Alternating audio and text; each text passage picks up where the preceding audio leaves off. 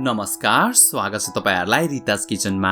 आज हामीले शरीरको रोग प्रतिरोधात्मक क्षमता वृद्धि गर्नलाई के खानेकुरा खानुपर्छ त्यस विषयमा चर्चा गर्नेछौं। यो भिडियोमा हामीले एउटा हर्बल टी को रेसिपी पनि शेयर गरेका छौं। भिडियोको सुरुवातमै म तपाईहरुलाई के भन्न चाहन्छु भने यो एउटा जानकारीमूलक भिडियो हो। यो भिडियोमा दिएको जानकारीहरुलाई कुनै पनि रोगको उपचार गर्नलाई प्रयोग गर्न मिल्दैन। आउनुस् फटाफट सुरु गरौं आजको यो रेसिपी। भिडियोको सुरुवातमा हामी बेसारको बारेमा कुरा गर्नेछौं। बेसार हामीले खानामा कुनै न कुनै रूपले सेवन गर्ने गर्दछौं। बेसारले शरीरमा थुप्रै प्रकारको फाइदा पुर्याउँछ, खास गरिकन रोग प्रतिरोधात्मक क्षमता वृद्धि गर्नमा।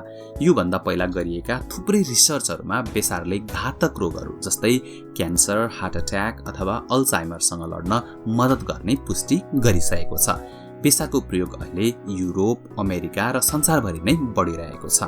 बेसारलाई तपाईले खानाको साथसाथै चिया, कफी, दूध, जुस जस्ता पेय पदार्थमा पनि मिसाएर सेवन गर्न सक्नुहुन्छ। बेसार अहिले बजारमा ट्याब्लेटको रूपमा पनि उपलब्ध भइसकेको छ।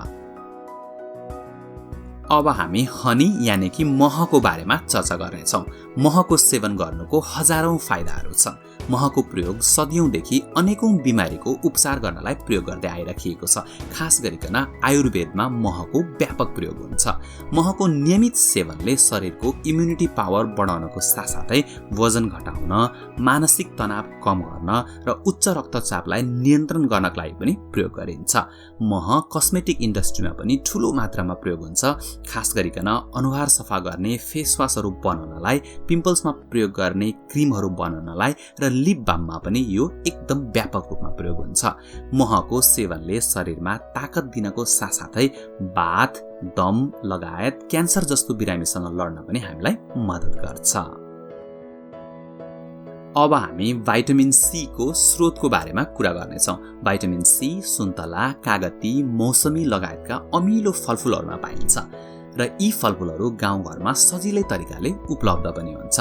भाइटामिन सी एउटा एन्टिअक्सिडेन्ट हो जसले हाम्रो शरीरमा रहेको व्हाइट ब्लड सेल्सलाई बढाउनमा मद्दत गर्छ। फलस्वरूप हाम्रो शरीरको रोगसँग लड्ने क्षमतामा पनि वृद्धि हुन्छ। भाइटामिन सी का अन्य थुप्रै फाइदाहरू छन्। भाइटामिन सी ले हाम्रो छालाको सुन्दरतालाई बनाइराख्न पनि मद्दत गर्छ। साथसाथै कपाल झर्नबाट रोक्न पनि यो एकदमै महत्त्वपूर्ण हुन्छ। भाइटामिन सी ले क्यान्सर, हार्ट डिजिज, दम, एलर्जी, मानसिक तनाव कम गर्न र जोइन्ट पेनहरुलाई पनि कम गर्नलाई मद्दत गर्छ। अब हामी अदुवा र लसुनको प्रयोगको बारेमा कुरा गर्नेछौं। नेपाली किचनमा अदुवा लसुन एकदमै प्रयोग हुन्छ र यसका अनगिन्ती फाइदाहरू छन्। अदुवामा एकदम बढी एन्टी इन्फ्लामेटरी र एन्टी क्यान्सर पदार्थहरू पाइन्छ। त्यसैगरी लसुनमा व्हाइट ब्लड सेल्सलाई बुस्ट गर्न सक्ने पदार्थहरू पाइन्छ। अदुवा लसुनको नियमित सेवनले रुगाखोकी लाग्नबाट बच्न सकिन्छ, साथै हाम्रो शरीरको मेटाबोलिजमलाई पनि दुरुस्त पार्न सकिन्छ। अदुवा र लसुन खानको अन्य थुप्रै फाइदाहरू छन्, जस्तै तपाईको शरीरमा भएको दुखाइ कम गर्नलाई, संक्रमणसँग लड्ने क्षमता वृद्धि गर्नलाई, त्यसैगरी इन्सुलिनको मात्रालाई सन्तुलन गर्नलाई र रक्तचापलाई पनि सन्तुलन गर्नलाई मद्दत गर्छ। त्यसैगरी हाम्रो शरीरको रोग प्रतिरोधात्मक क्षमतालाई पनि वृद्धि गर्छ। अब हामी तपाईहरुसँग हर्बल टी र ड्रिंक्सको बारेमा कुरा गर्नेछौं। हर्बल टी र ड्रिंक्सलाई विश्वको सबैभन्दा हेल्दिएस्ट ड्रिंक्स मान्न सकिन्छ। तपाईहरुले सही सामग्री प्रयोग गरेर यस्तो चिया बनाउनु भयो भने यसले तपाईहरुलाई धेरै फाइदा गर्छ। म आज तपाईहरुसँग एउटा सजिलो रेसिपी शेयर गर्न गइरहेको छु। यो बनाउन गाह्रो छैन। तपाईहरुले एउटा भाँडोमा 1 लिटर जति पानी लिनु होला अनि त्यसमा 1 इन्च अदुवालाई मसिनो गरी काटेर एड गरिदिनु होला। त्यसैगरी आधा इन्च काँचो बेसार एड गरिदिनु होला। बेसार काँचो छैन भने बेसारको धुलो पनि प्रयोग गर्न सकिन्छ। 10 वटा तुलसीको पत्ता, 8-10 गेडा मरिच, 3-4 वटा ल्वाङ र एउटा कागतीलाई आधा आधा गरेर काट्नु होला अनि त्यसलाई पनि पानीमा एड गरेर 20 मिनेट जति उमाल्न सक्नुहुन्छ।